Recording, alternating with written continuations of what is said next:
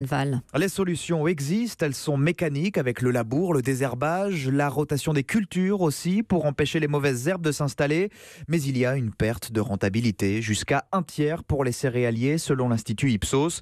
Et surtout, ce n'est pas possible partout, explique François Arnoux, 200 hectares de culture dans l'Essonne. Moi, chez moi, les parcelles où j'ai des problèmes de désherbage, je peux même pas les labourer parce que j'ai que 30 cm de sol. Je peux pas labourer, je suis tout de suite sur la roche-mère. Ces parcelles-là, ça représente 1/4 de mon exploitation. Ça fait 10 000 € de revenus à l'année. On peut pas se permettre de perdre ça. La transition pourrait être plus simple pour les petites exploitations que pour dimension de betterave, par exemple, où on a besoin d'un sol très propre.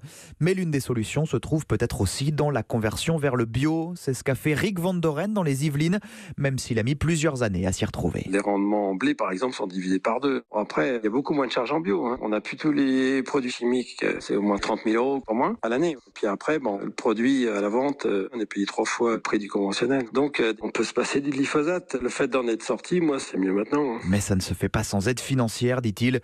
Les coûts de production au départ augmenteraient d'1/4 en moyenne pour les exploitations céréalières.